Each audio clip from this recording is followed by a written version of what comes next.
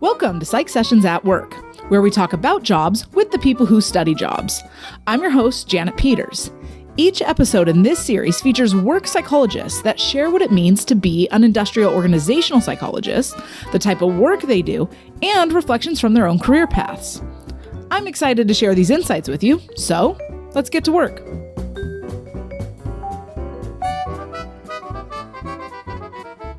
All right, welcome to Psych Sessions at Work. Today we have Dr. Diana Sanchez. She is a faculty at San Francisco State University, where she's an assistant professor that runs the Work Tech Lab. It's a research lab that looks at how organizations can integrate technology into the workplace, such as virtual reality assessments, training simulations, and connecting virtual teams. Dr. Sanchez, welcome. Hello, it's so great to be here. Yes, we're very excited to have you. As we were chatting before the show, when you were sharing some of the things that you've done, both like before you got your PhD and after, are sort of threads I'm excited to pull out. So I thought maybe a good first question for you would be, can you tell us a little bit about your educational background and how you got, if you think about like where you started your educational journey to where you are now, if you could share that pathway, I think that would be a great start. Absolutely. I was really lucky to work in an to take an undergrad program that was really good at informing the students about IO Psych. And I got to work with some IO psychologists, and I decided pretty early on in my undergrad career that I wanted to do IO psychology. So the companies that I was working for, I connected with them, told them about my interests, and started working in human resources.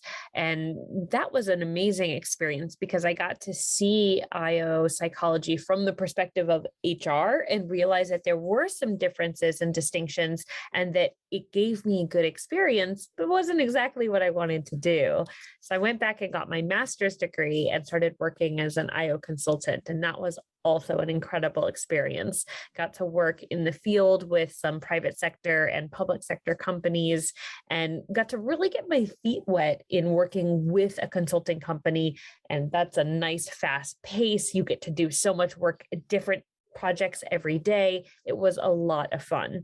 I did ultimately decide to go back to get my PhD because there were some projects that I wasn't being slated for, that I didn't quite have enough knowledge or experience to manage, which is not a common experience. Most consultants really feel very comfortable with that master's level education, but I really wanted to sink my teeth into more research heavy components of the work. And that really did require that PhD experience. So I went back and got my PhD, and I've been doing independent consulting and working as a professor ever since. And I still absolutely love it. IO is so great.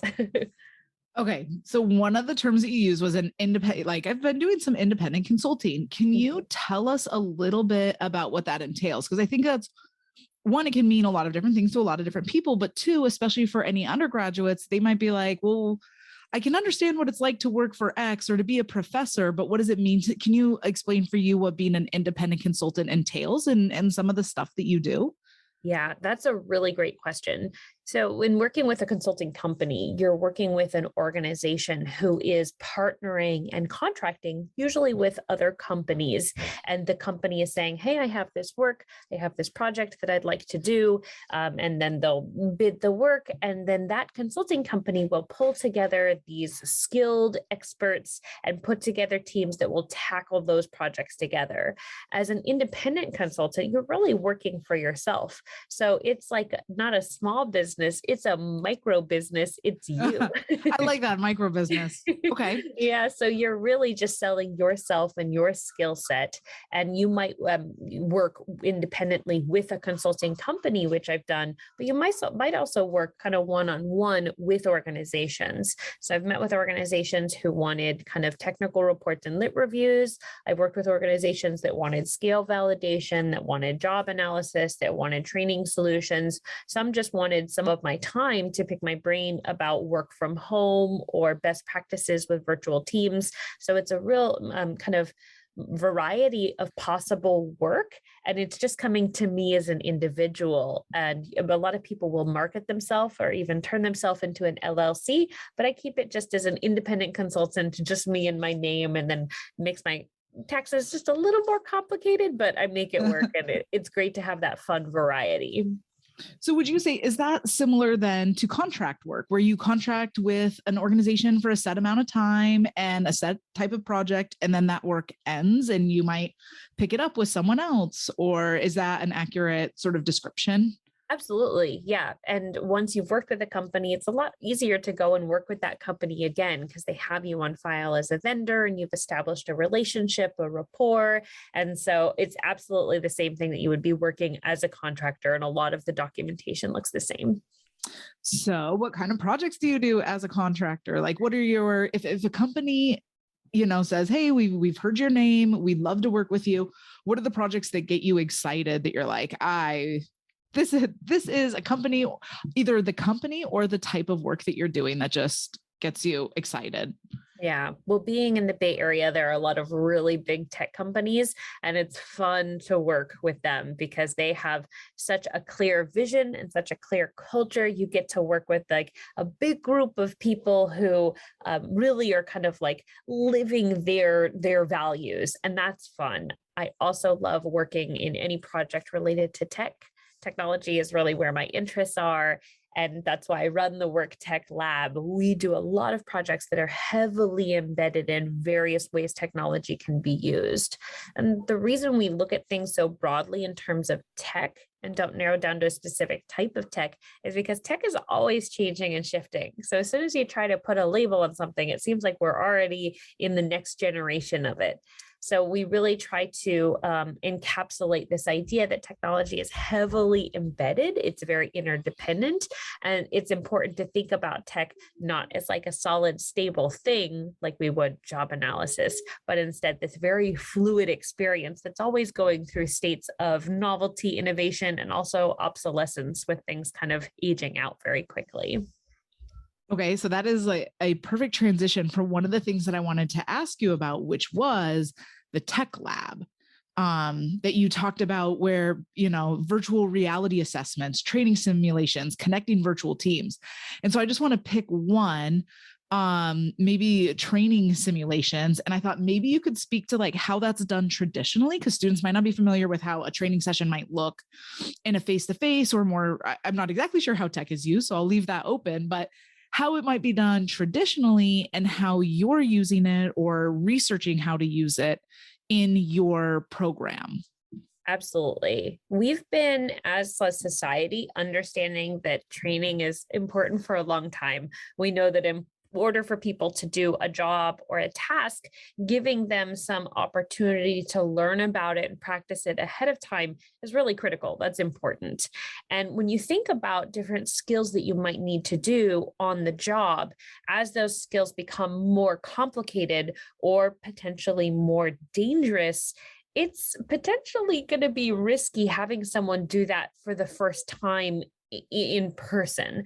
For example, when people started to learn to be pilots, when flight was brand new, and these innovators who were the first pilots didn't really have much opportunity to practice. And so in flight was when they had the opportunity to really get a handle on what they were doing very quickly. And this is some of the earlier documentations we have of simulations. There were these giant barrels that were being cut out so people could sit in them, and they were being attached to ropes and to pulleys. And you would have people pulling on the ropes to, and someone would sit in the barrel and it would mimic turbulence. And then they would have to look at these mimicked controls and then manage these controls as they're being tossed about by all the people pulling the ropes.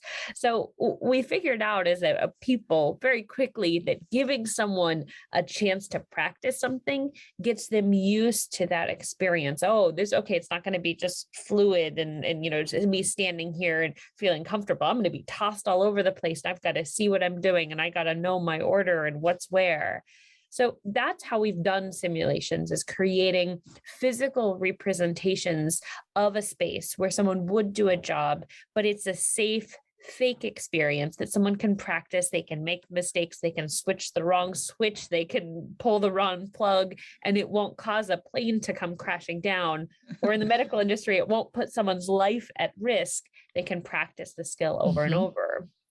Well, technology is really enhancing that experience because now we have opportunities to ease that experience, not only with accessibility, where people can access simulations from their home computer or even their cell phone, but also in how complicated they can be, how in depth they can go, and how good they can give immediate feedback to people based on their performance or their how delayed they were in their response time.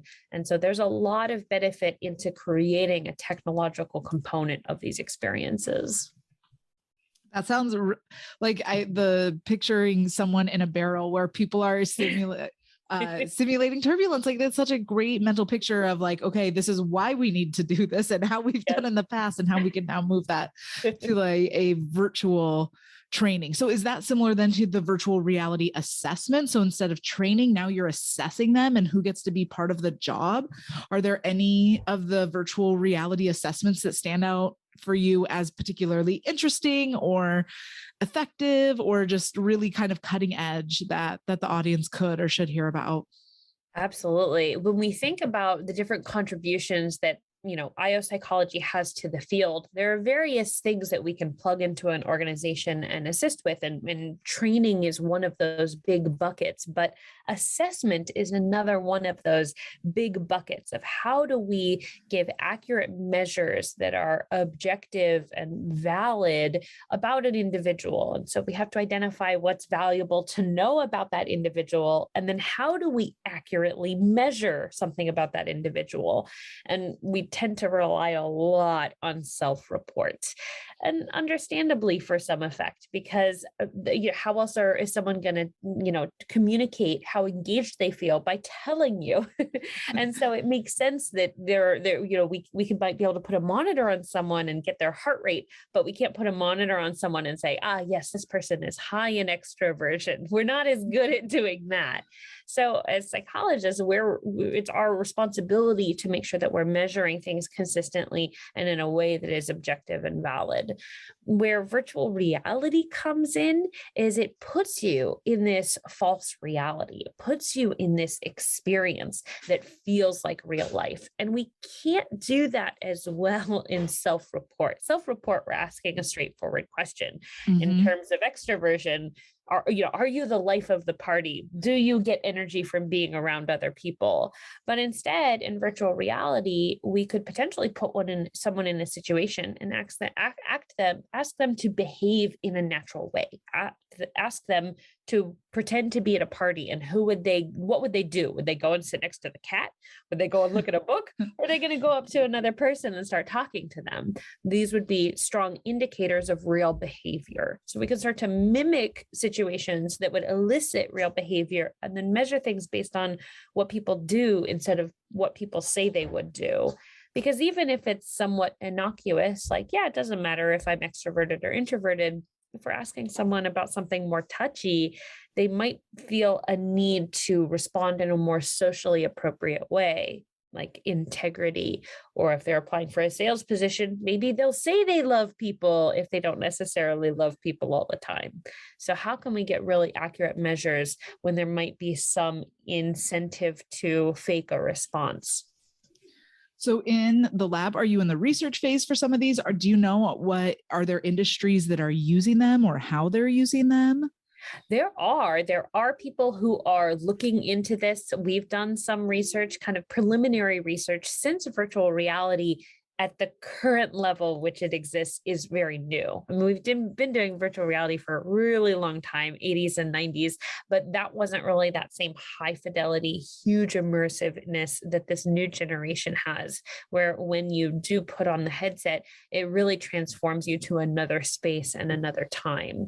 So, I've done some where I've put people on top of buildings and had them perform tasks. And the idea is, how does this mimic a job where someone would have to be at a height scenario? I've had some studies where people have been interacting with an avatar and then had to kind of understand and describe the emotions that they were recognizing that avatar was experiencing. So we've been doing some fun preliminary research, which has just recently been accepted. So it'll be coming out soon in a published peer review article, talking just about how games and virtual reality can create these positive experiences that might enhance our ability to assess assess people. So if you're interested, that'll be coming out in the International Journal of Selection and Assessment.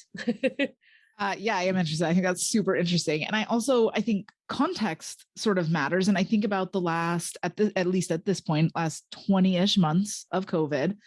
Has that, in your experience, because you do work with, it sounds like consulting with tech firms and you're in a tech-based lab, has that increased interest in the area? Has it accelerated it? Has it changed what you're looking at, how you're looking at things? What has that done to your field? Because your field existed before it, but there have been a whole lot of changes related to tech, work, virtual, all of those things that have touched kind of every corner of every industry. Mm-hmm. Absolutely. I would say that being around kind of people or organizations or just a culture that is embracing or accepting something just kind of rubs off on you naturally. You have this kind of contagion of, oh, I'm really excited about it. I definitely get that anytime I go to SciOp, our annual conference. I love going to SciOp because it just really sparks my excitement for IO psychology. I'm like, these are my people. I love hearing what they're talking about, and I love hearing the projects that they're doing. And I get to go and get starstruck when I see someone and I'm like, oh my gosh, that's so-and-so. I just read their paper last week. And so for me, it's kind of like going to Hollywood and seeing the stars and all of my favorite people. And I get to nerd out and talk my language with people who totally understand what I'm talking about. So just being a part of that culture lets me come home and have all sorts of ideas and excitement for my own projects. And I think tech definitely has had that. And even to go globally with the pandemic, people are so immersed in technology, particularly video conferences and using in messaging systems. So Slack and Zoom have just blown up because everybody now has it as part of their daily or weekly lives. We're all connecting in ways that some people were, but now it's just the norm. I found an old note on one of my messaging services that said, for my lab, for my office hours, I was warning students, this hour of my office hours is only done virtually. So if you do log in, you need to confirm that this will be over Zoom. Well, that's the norm now. And I found it so funny that I still had this automated message of students confirming it would be over Zoom. And I'm like, well, that's just now the expectation. And that's changed over a 2-year period. So that ubiquitous immersion of technology has really shifted the way a lot of us think about our jobs, our education, and our life. So as you think about one of the things when you're talking about IO and like nerding out with your people, and I think there's something that feels good when you're with people who have similar values and who are engaged in even if they're not engaged in the same type of work, but just in the same kind of field. So one of the things that I'm wondering as I think about like students listening is you said that you were interested in IO really early on, and that interest has clearly continued, culminating up until now. What is it about IO that drew you in? What set it apart from other areas of psychology, social or personality, or even other areas of business, right? HR or management or any of those? Like, what was it about IO specifically that sort of even early on drew you in to feel like this is where you want to be professionally? Mm-hmm.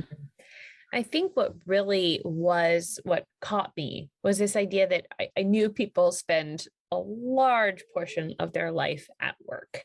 And during the prime years of their life, they are all consumed at times by not only going to work and being at work, but even about their experience at work. That has a big impact on, the end of their day, on their weekends, on who they're socializing with, on what they're spending their time thinking about. And for me, that seemed to be such a huge part of our lives. That's what I wanted to do, was enhance that experience. And as I started, being in a psychology and understanding the principles of psychology, I remembered saying to myself, man, I I wish there was like business psychology, because that seems to be like a perfect magical fit of how people interact and how people can get along, but at work.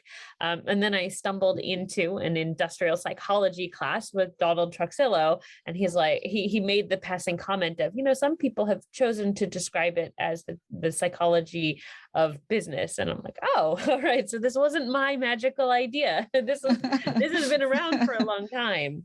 And that really resonated with me, this idea that we can use scientific information, evidence, rigor, practices to help understand and improve how people experience and interact at work. As I reflect on IO psychology, one of the things that you pointed out about using best practices and research, and I feel like that's something I struggle to articulate to people, is that we're really at its core a science practice balance. And I think many of us as IO psychologists, we know when we get that, and it's inherent to the way that we think.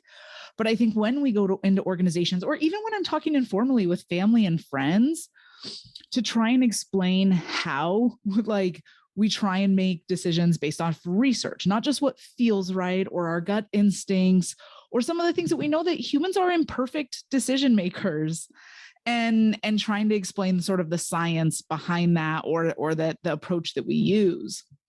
And I think about your experiences after you graduated from college, which I remember you telling me that you had gone and doing some HR and work in that area, then getting your master's and doing IO consulting, and then getting your PhD. So you've had this very broad level of experiences at multiple levels of education. And as you reflect on that and thinking about the IO science practice model, I'm wondering if you can think about or reflect on a project that was either really fun, incorporated the science practice model, but something that just sticks out to you as this is when we are IO psychology at our best, these are the types of projects that we do.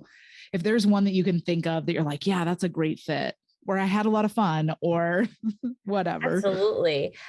So I'll mention the organization, but I won't go into details about the project, because as you know, when we sign a non-disclosure with an organization, we can't provide the details, but I can speak broadly enough about it. I was working on a project with Dropbox, and the level of care that they had for being scientifically based, and the level of detail at which they organized the project and wanted to actively collaborate with kind of a scientific basis and active researchers was so refreshing. They were ready to ask harder questions. The employees were actively excited about what we could do to help them, and how this could help grow their business and promote their goals and their values. And having that excitement just creates more excitement in what we do, because someone actually cares about and sees the value and understands the uncertainty that can come with basic things in science, because we need evidence to gather, but we don't, we can't always just say we're going to cut this corner and cut that corner. And there was just such a respect for that need to integrate the science into the practice that I have highly sung their praises to other consultants, saying that's really a great company you want to work with, because they seem to get it. They get the value of integrating what we know based on years of theories and empirical evidence, and how to make that work for them in a company that's done a really good job at creating products that people need, that people use, and also being able to shift and change in a dynamic way during the uncertainty of a pandemic, and during a lot of other things that happen with technology changing and what people use and need changing.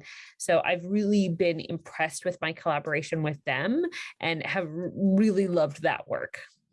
I mean, that's the dream, right? Yes. You work with a partner who do inherently understand that, because having worked, having done my own consulting, and I'm sure in your experience, you could probably relate to this, is not all organizations are. They're either, sometimes they want a quick fix or an easy fix, and those aren't always the best fixes. And I think that's one of the challenges of being an IO psychologist, is navigating that.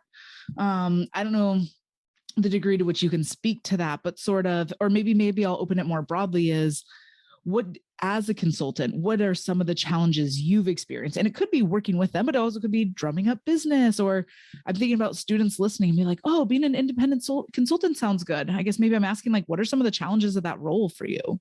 Yeah, I would say that you hit the nail on the head with some organizations really wanting quick fixes.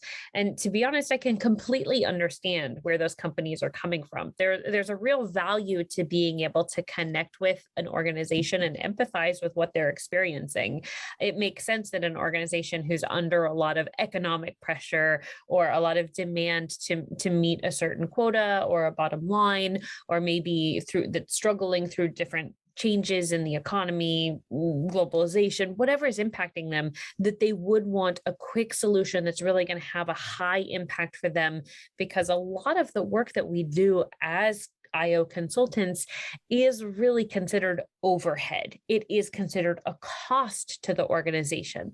Now, larger organizations have more of a luxury because they tend to have funds allocated to development or to improvement. And so that kind of creates an opportunity for them to create a culture where they do support more in-depth or long-term solutions. Whereas smaller or mid-sized organizations might be just in a position naturally to be more remediating problems as opposed to anticipating. And so working with those companies, and I've worked with mid-sized and smaller companies as well, there does tend to be a lot more of meeting with the stakeholder, meeting with the leader, and really trying to narrow down what is the issue as quickly as possible. What is the issue you're experiencing? And what would the ideal solution look like? And what resources can I get access to? And trying to really demonstrate myself as a partner and as someone who's really ready to jump in and help them solve these solutions and get to where they need to go. And these have been really fruitful experiences in terms of helping me network and find other clients over time. But I have also done some pro bono work for smaller organizations because I've been, very connected and committed to the issues they're encountering. And I don't know a lot of consultants who do that. I don't know that that's a very wise decision to do. But being someone who's really passionate about what these organizations are feeling, you definitely get a lot of appreciation, and it does help get your name around. Again, I don't know that I would recommend that. So yeah, maybe in your later years, you can think about doing something after like that. You're established. Yes. Okay. So we are drawing down on time. Is there any last thing that you want to sort of share with the audience? If you think about students as the audience, or even faculty teaching IO classes, if there's anything you can think of, and a last thing that you wanted to say or share about your experiences or advice for students. Absolutely. It's an amazing industry. IO psychology is full of incredible people who care about what they do. And networking is amazing because it helps you connect with other people who are doing what we do, who care about what we do. But ultimately, you've got to be doing what's right for you. And that may be something different than you set out and planned to do initially. So my huge recommendation, that is something I think I took from Janet in one of her classes when she so generously shared her notes with me, that I've continued to share in my classes, is stick with something that you love. Do something that you enjoy, because life is short. You're going to spend a ton of time at work. Follow your passions, follow your interests. Don't feel stuck in what you're doing in your education or in your career. Move towards the thing that's interesting to you, that's exciting to you, and that really lights your passion, because your passion is going to be contagious. So go out there and be contagious and get more people excited about what excites you. Dr. Diana Sanchez, thank you so much for joining us today. It was such a delight talking to you. Thank you for having me. I really appreciated it.